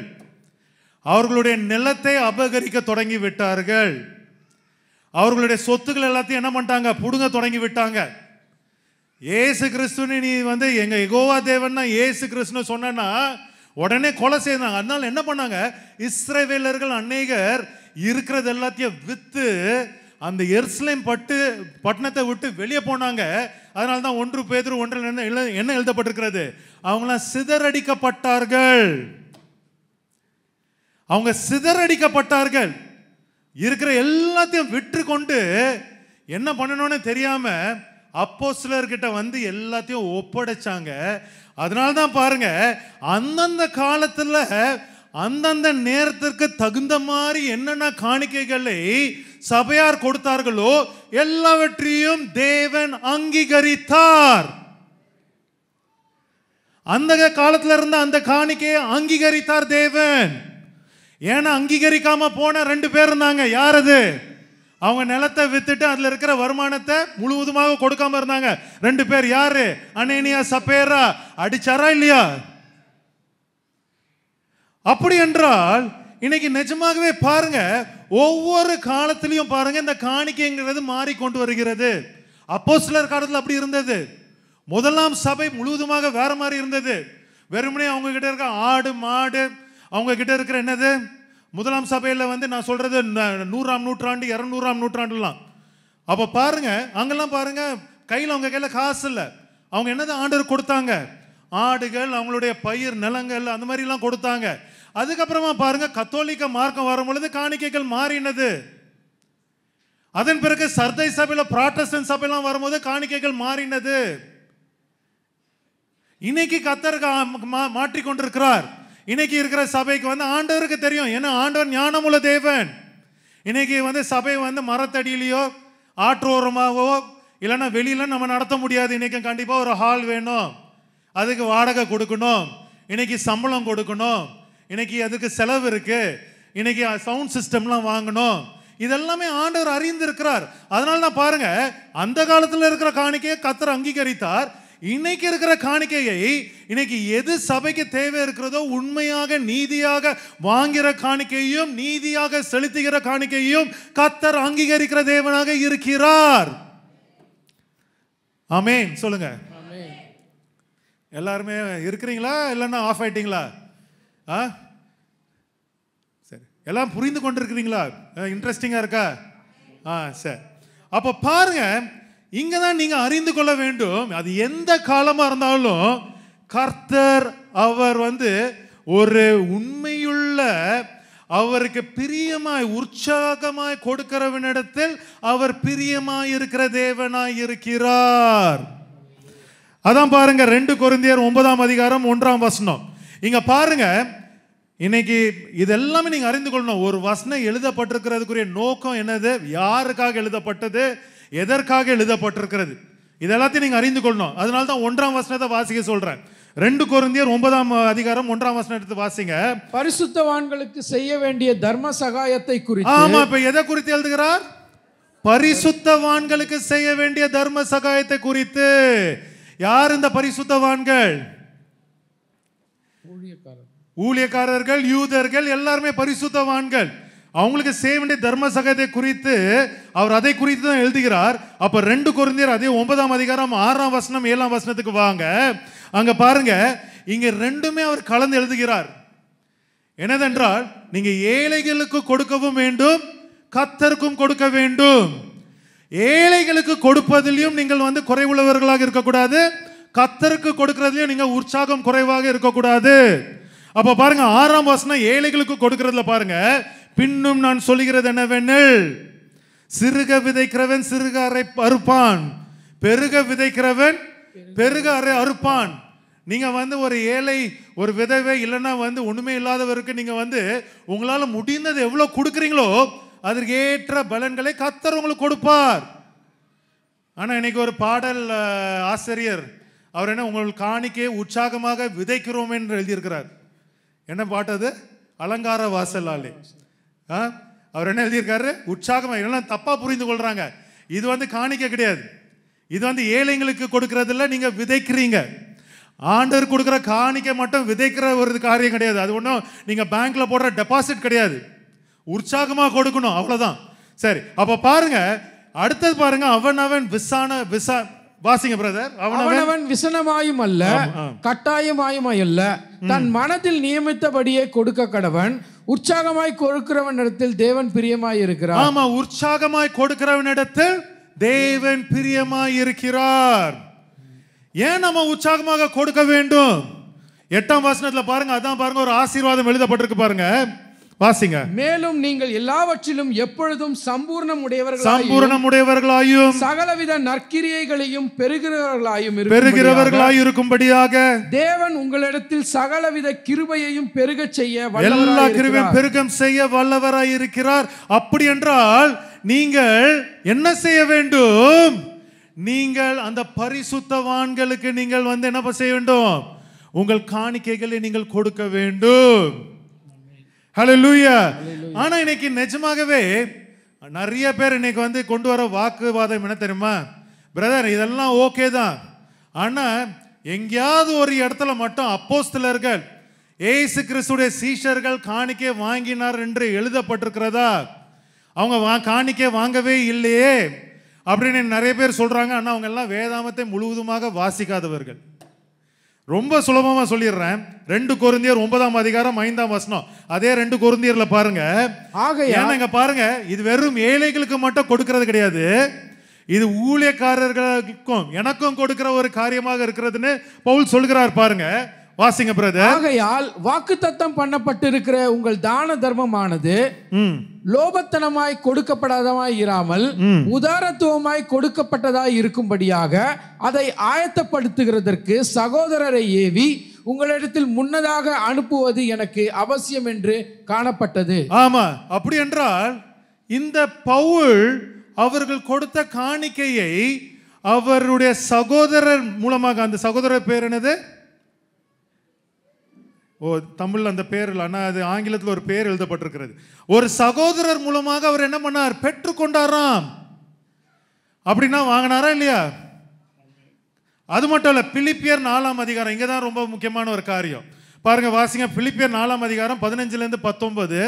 நான் சரியா 12 மணிக்கு முடித்துறேன். சரிங்களா? மேலும் பிலிப்பியரே, சுவிசேஷத்தின் ஆரம்பத்திலே நான் மக்கதோனியாவில் இருந்து புறப்பட்ட போது, இங்க பாருங்க, நான் மக்கதோனியாவில் இருந்து புறப்பட்ட போது கொடுக்கல் வாங்கல் காரியத்தில் நீங்கள் மாத்திரம் எனக்கு உடன்பட்டதே அல்லாமல் வேறொரு சபையும் உடன்படவில்லை என்று நீங்கள் அறிந்திருக்கிறீர்கள். ஆமென். இங்க என்ன சொல்றார் பவுல்?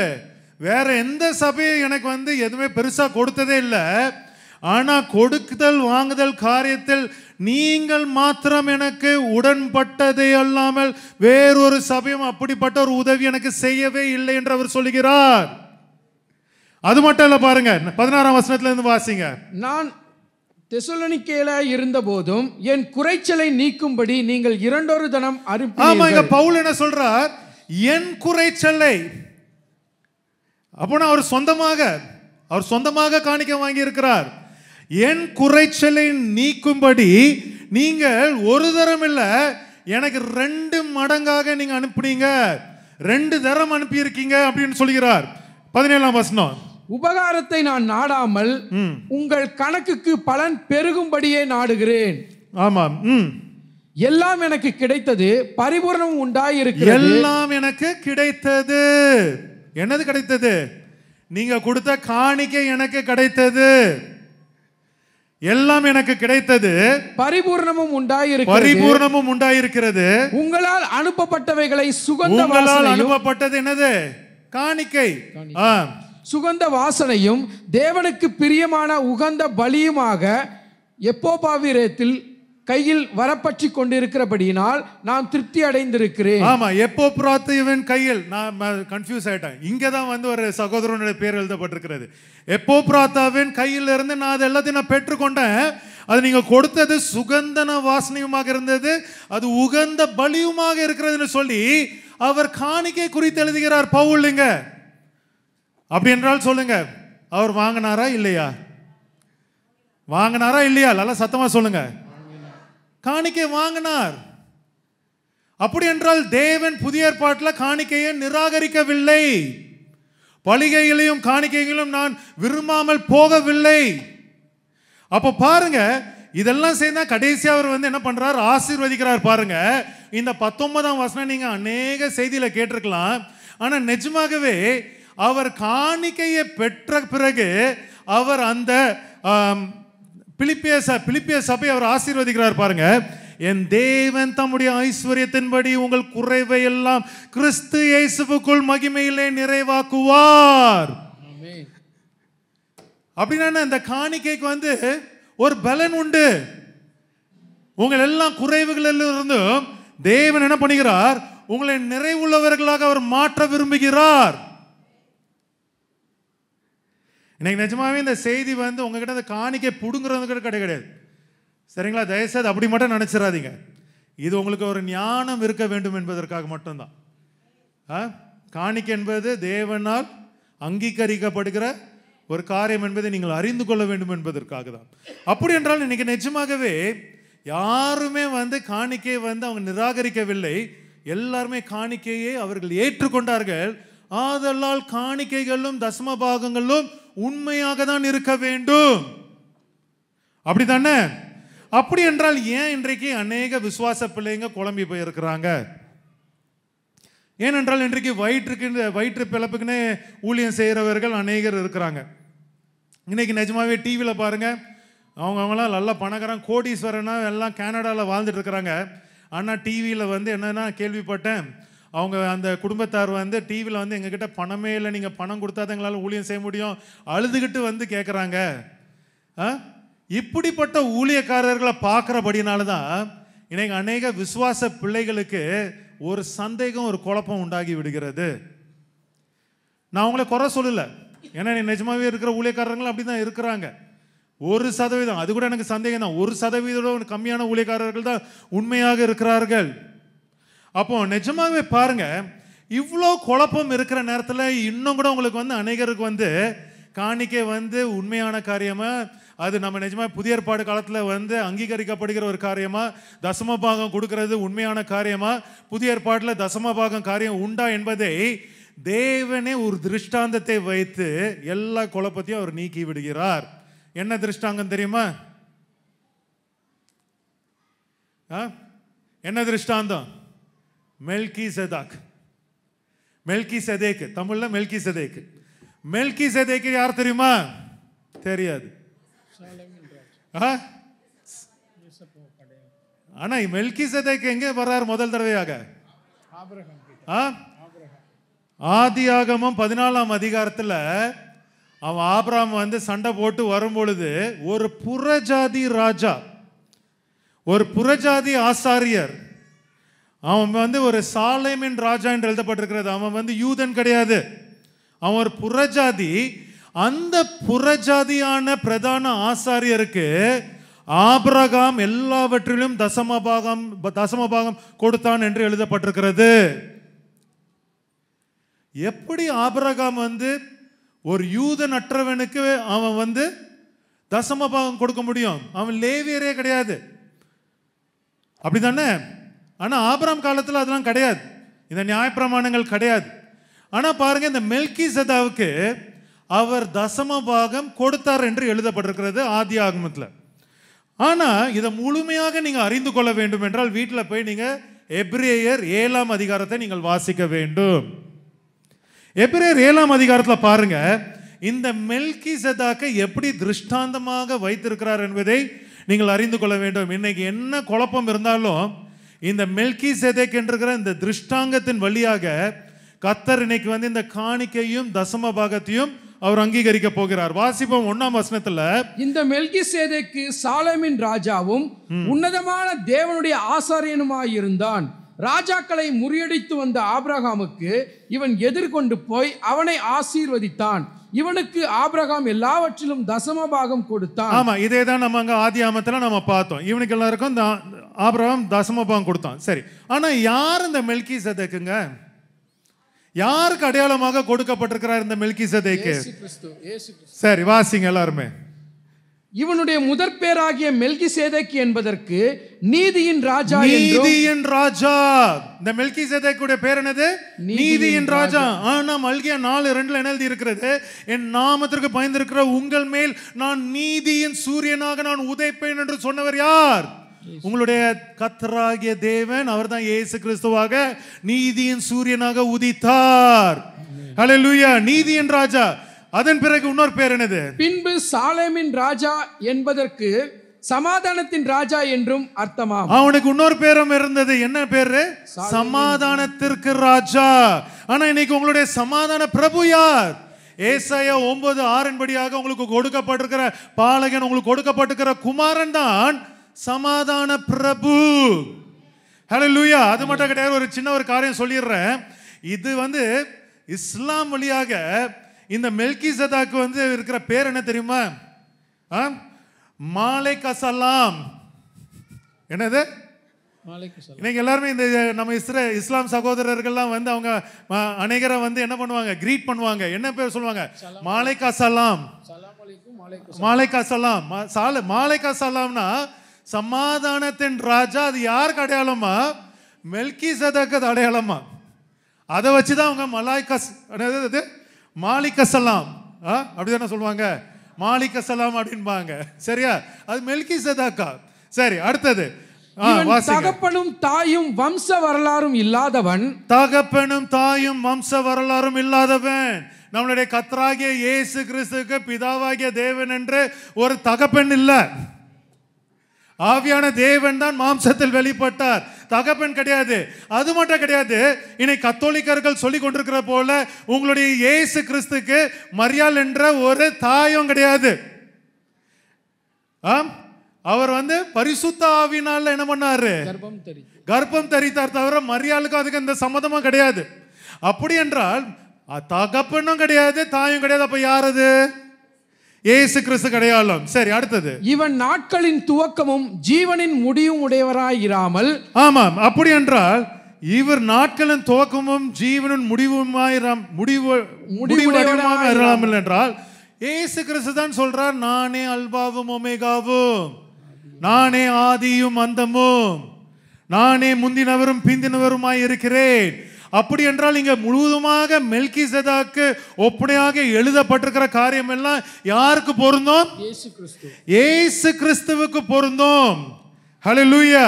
அது மட்டும் இல்ல, கடைசியில பாருங்க, இதான் முக்கியமான காரியம். தேவனுடைய அவன் தேவனுடைய குமாரனுக்கு ஒப்பானவனாய் என்றென்றைக்கும் ஆசாரியனாக நிலைத்திருக்கிறான்.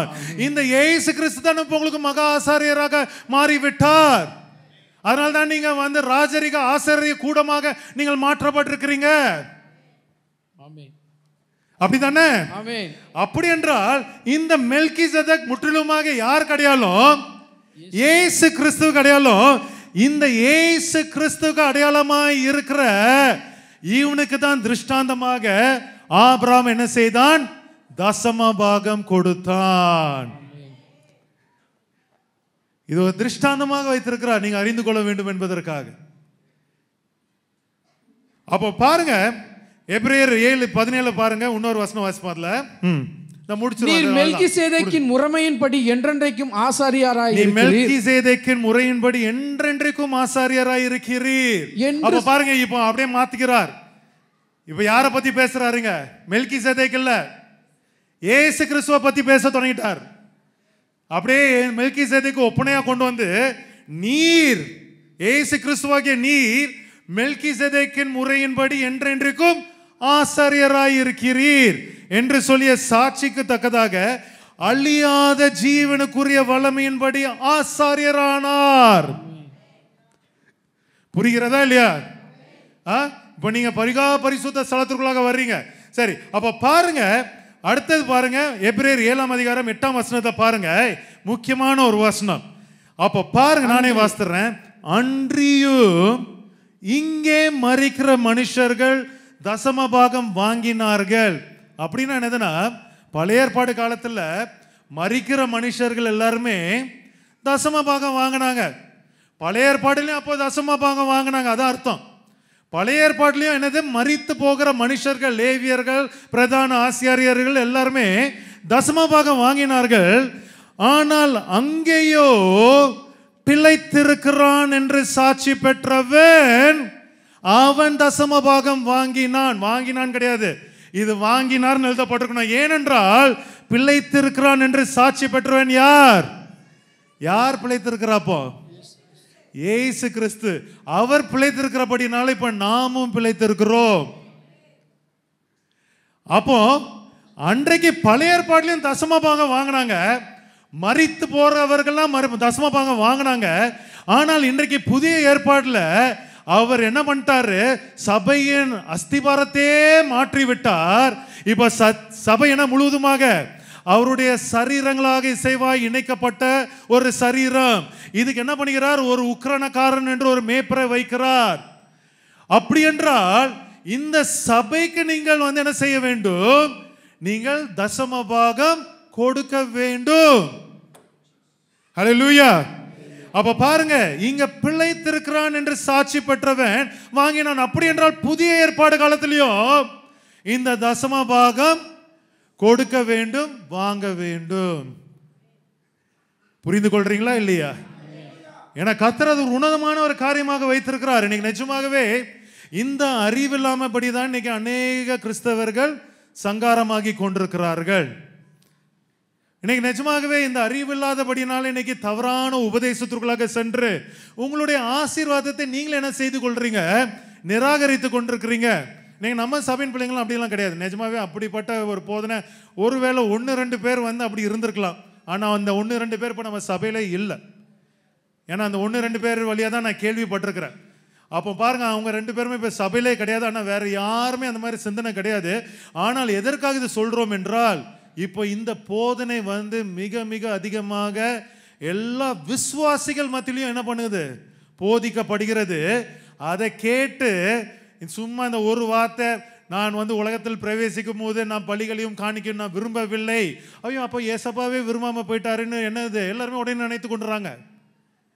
இப்படி இந்த 1-2 வசனங்களை வைத்து ஒழுங்காக அதை புரிந்து கொள்ளாம அவங்க இனிமேல் காணிக்கை கிடையாது, தசம பாகம் கிடையாது என்று சொல்கிறார்கள். நான் நிஜமாவே நீங்க காணிக்கை கொடுக்கறதுக்காக, தசம பாகம் கொடுக்கறதுக்காக இந்த செய்தியை நான் எடுக்கல. இன்னைக்கு நிஜமாகவே அப்படிப்பட்ட ஒரு சிந்தனை வந்து விடக்கூடாது என்பதற்காக தான். நீங்க என்ன வார்த்தையில தேர்ச்சி பெற்றவர்களா இருக்கணும். அப்படிப்பட்ட ஒரு போதனை மற்றவர்கள் கொடுத்தான்னா நீங்களும் அவங்களுக்கு இதை நீங்க கற்பித்து கொடுக்க வேண்டும். ஹல்லேலூயா. நிஜமாவே நான் சொல்லுகிறேன், இந்த மல்கியா 3ஆம் அதிகாரத்தில் அவ்வளோ ரகசியங்கள் இருக்கிறது. எபிரேயர் 10ஆம் அதிகாரம், மெல்கிசேதேக் எபிரேயர் 7ஆம் அதிகாரம், இந்த 3 அதிகாரத்தை நீங்கள் நல்லா வாசிங்க. உண்மையாகவே நீங்க பாருங்க, இந்த கடைசி காலத்தில் வந்து ஆண்டவர் எப்படி சபையை மாற்றி கொண்டு வருகிறார். ஆனால் ஒரு காரியத்தை மட்டும் சொல்லிடுறேன். ஏனென்றால் இன்னைக்கு வந்து நீங்க கொடுக்கிற விஷயத்துல மட்டும் நீங்க உற்சாகமாக கொடுங்க. எதுலேயும் வந்து எந்த பந்தா பிரஸ்டேஜ் எல்லாருடைய கண்களுக்கு தெரிகிற மாதிரி நான் கொடுக்கணும், நான் கொடுத்த பிறகு எல்லாம் அனௌன்ஸ் பண்ணோம், இப்படிலாம் நினைத்தெல்லாம் யாரும் கொடுக்காதீங்க. நிஜமாவே அந்த சிந்தனை நம்ம பிள்ளைங்களுக்குள்ள இருக்கக்கூடாது. ஏன்னா நீங்க கொடுக்கறது ஊழியக்காரர்களாகிய எங்ககிட்ட நீங்க கொடுக்கல, உக்ரைனக்காரராக எங்ககிட்ட நீங்க கொடுக்கல. நீங்க கொடுக்கறது யாரு? பிழைத்தவன் என்று பெயர் பெற்ற அந்த இயேசு கிறிஸ்துக்கு தான் கொடுக்குறீங்க. ஆனா எங்க கையில தான் கொடுக்குறீங்க. கரெக்டா இல்லையா? அப்ப நிறைய பேருக்கு சந்தேகம் வரும், என்னடா எங்க இயேசு கிறிஸ்து தான் கொடுக்கணும்னு சொல்லிட்டு, ஆனா சபைக்கு இவங்க தானே கையில வாங்குறாங்க, இவங்க தப்பா பிரயோஜனப்படுத்தினா நம்மளுக்கு என்ன தெரியவா போகுது? அங்கதான் நீங்க என்ன பண்ணணும். நான் ஒரு காரியத்தை சொல்லிடுறேன், இது கொஞ்சம் கடினமா தான் இருக்கும். ஆனா நிஜமாகவே உற்சாகமாக கொடுக்கறது மட்டும் உங்க வேலையை வைத்துக் கொள்ளுங்க. ஒரு அட்வைஸ் நான் சொல்றேன். உங்களுடைய ஊழியக்காரர் எங்களை பற்றி உங்களுக்கு நல்லாவே தெரியும், அதனால் எங்களை பற்றி நான் சாட்சி கொடுக்கல. ஆனால் ஒரு காரியத்தை சொன்னால், உற்சாகமாக கொடுக்கறத மட்டுமே நீங்கள் வந்து வைத்துக் கொள்ளுங்க. நிஜமாகவே ஊழியக்காரர்களாகிய நானும் எங்கள் அப்பாவும் நீங்கள் கொடுக்குற காணிக்கையை நாங்கள் தவறாக பிரயோஜனப்படுத்தினா அது எப்படிப்பட்ட அடி மேலே உள்ளோங்கிறது உங்களுக்கே தெரியும். அது எங்களுக்கும் தேவனுக்குரிய ஒரு காரியம், அது உங்களுக்கும் தேவனுக்குரிய காரியம் கிடையாது. இன்னைக்கு அநேகர் வந்து ஏன் வந்து இதெல்லாம் வந்து ஒரு தடை உண்டாகிறது என்றால், அவங்க ஊழியக்காரருக்கும் அவங்களுக்கு ஒரு உறவு உண்டாக்கி கொள்றாங்க. அது கிடையாது. நீங்க தேவனுக்கு உற்சாகமாக கொடுங்க. என்ன ஆகுது என்ன நடக்குதுன்னு, ஏன்னா நிறைய பேர் அப்படி தான் கொடுக்குறாங்க. இப்போ நிறைய பெரிய பெரிய சபையெல்லாம் பாருங்க, அவங்க எவ்வளோதான் நீங்கள் வந்து அதை வந்து மிஸ்யூஸ் பண்ணால் கூட அவங்க எல்லாருமே உற்சாகமாக இன்னும் கொடுத்து கொண்டு தான் இருக்கிறாங்க. ஆனால் அவங்க கொடுத்த நீங்கள் கொடுக்குற காணிக்கைக்கும் தசம பாகங்களுக்கும் உங்களுக்குரிய பலனை கர்த்தர் நேரடியாக அவர் பார்த்துக்குவார். ஆனால் அதை நாங்கள் மிஸ்யூஸ் பண்ணோன்னா அநேகர் போதகராக இருங்கள், ஏனென்றால் ஆக்கினை தீர்ப்பு உங்களுக்கு அதிகமாக இருக்குன்னு எங்களுக்கு தான் எச்சரிப்பு கொடுத்துருக்கிறார் ஏசப்பா. அதனால் நிஜமாவே நாங்கள் வந்து அதை மிஸ்யூஸ் பண்ணோன்னா அந்த ஆக்கினை தீர்ப்பு எங்களுக்கு தான். அதனால் நீங்கள் அதை பற்றி வருத்தப்படக்கூடாது. சரியா? புரிந்து கொண்டீங்களா இல்லையா? சரி.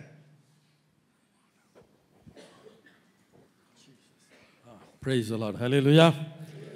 சரி, நம்ம சபையில் இல்லாத ஒரு காணிக்கை உபதேசம் நான் நினைக்கிறேன் 28 வருஷம் சபை ஊழியத்தில் நான் இப்படிப்பட்ட முழு காணிக்கை பற்றி நாங்கள் சொன்னதே கிடையாது. அப்படி தானே? சரி, வேகமாக ஒரு 5 நிமிஷம் மட்டும் தயவுசெய்து டைம் கொடுங்க, வேகமாக முடிச்சிடுறேன். உண்மையாகவே நானும் சகோதரியும் ஆண்டவரால் அழைக்கப்பட்ட பொழுது நாங்கள் எடுத்த முதல் தீர்மானம் இந்த ஊழியம் உண்மையாக இருக்க வேண்டும். அப்போவே நிறைய காரியங்கள் ஊழியக்காரங்க பணத்தை கொள்ளடிக்கிறது, காணிக்க வாங்கி தாறுமாறு பேசப்பட்டு ஒரு காரியம் இருந்தது. நானும் சகோதரி எடுத்த தீர்மானம், ஆண்டவரே நாங்கள் யாருக்கிட்டையும் காணிக்க வாங்க மாட்டோம், காணிக்கன்னு எழுதவும் மாட்டோம். நீர் யார் உள்ளத்தில் பேசுகிறீரோ அவங்க கர்த்தரால் ஏவப்பட்டு கொடுத்தா போதும். 37 வருஷங்க இதில் இன்னும் உறுதியாக இருக்கிறோம். உங்களுக்கு நல்லா தெரியும். 1 வருஷம் 2 வருஷம் இல்லை, 37 வருஷத்தில் நான் யார்கிட்டையும் காணிக்கன்னு எழுதுனதே கிடையாது. 20 வருஷம் தமிழன் டிவி ஓடுது, 10 வருஷமாக நம்பிக்கை டிவி வருது, யூடியூப் ஓடுது, ஹோலிகா டிவி வருது. ஒரு நாள் கூட இது வரைக்கும் காணிக்கைன்னு கேட்டதே கிடையாது, காணிக்க இதே போட்டதே கிடையாது. தெரியும் தானே உங்களுக்கு எல்லாருக்கும்? இப்போ ஒரு 3 மாதம் தான் கர்த்தர் சொன்ன ஒரு வார்த்தைக்காக கர்த்தர் விரும்புகிற பிள்ளைகள் மட்டும் தாங்களான ஒரு சின்னதை போட்டிருக்கோம். ஆண்டோட வார்த்தைக்கு கீழ்ப்படிஞ்சு இப்போ 3 மாதமாக தான் இருக்குது. அப்போ நம்ம காணிக்கைக்கு முக்கியத்துவம் கொடுக்கல. 37 எதையுமே நம்ம எதிர்பார்த்து இந்த 37 வருஷத்தை நடத்தலை. 37 வருஷம் ஆண்டவர் அருமையாக போஷித்திருக்கிறார், ஒரு குறைவு கிடையாது. எல்லோரும் இந்த பயங்கரமான போராட்டம் இருந்துச்சு, அதெல்லாம் மாற்றி ஆண்டவர் நடத்தி கொண்டு இருக்கிறார். அது உங்களை எல்லாருக்கும் தெரியும். அதனால் இப்போ இருக்கிற பிள்ளை எல்லாருமே நல்லா ஓரளவுக்கு நல்லா உற்சாகமாக கொடுக்குற பிள்ளைங்க.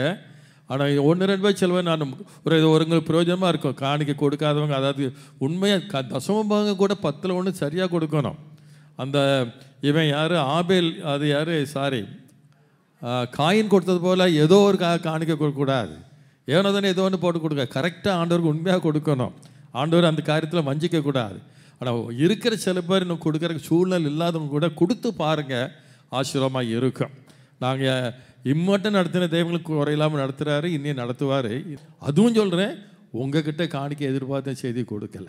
ஏன்னா நீங்கள் எல்லாருமே கிட்டத்தட்ட எல்லாருமே ஒரு நல்லா காணிக்க கொடுக்குறீங்க, உண்மையாக தசம்பா கொடுக்குறீங்க.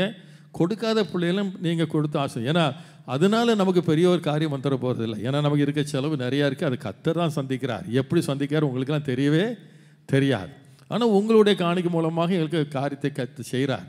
ஆனால் அதுக்கு மேலான காரியங்களும் கற்று செஞ்சுட்டு இருக்கிறனால தான் அந்த ஊழியம் நடந்து கொண்டு இருக்கிறது. நான் கேட்காமலே அந்த காரியம் நடக்குது, நாங்கள் எழுதாமலே அந்த காரியம் நடக்குது. ஏசப்பா ஒருவருக்கே அது வெளிச்சம். ஆமென். சரி, அதனால் இது ஒரு நல்ல ஒரு அதனால தான் அந்த நான் அவனுக்கு காணிக்கை பற்றி பேசுறதுக்கு நான் பெர்மிஷனே கொடுத்தேன்.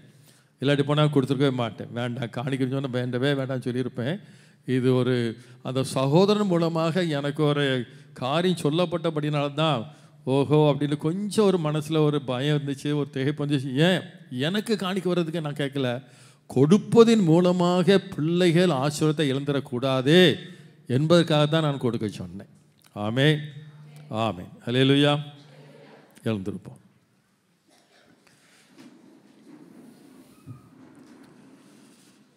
Praise the Lord. Hallelujah.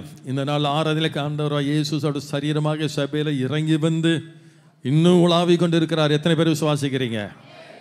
ஆமென். ஒவ்வொரு பதியும் கர்த்தர் பொறுப்படுத்தி நடத்தினா எல்லாவற்றுக்கும் மேலாக இன்றைக்கு நாம் இதுவரைக்கும் இத்தனை ஆண்டுகளாக சபையில் கொடுக்கப்படாத ஒரு செய்தியை நாம் கேட்க கர்த்தர் கிருபை செய்தார்.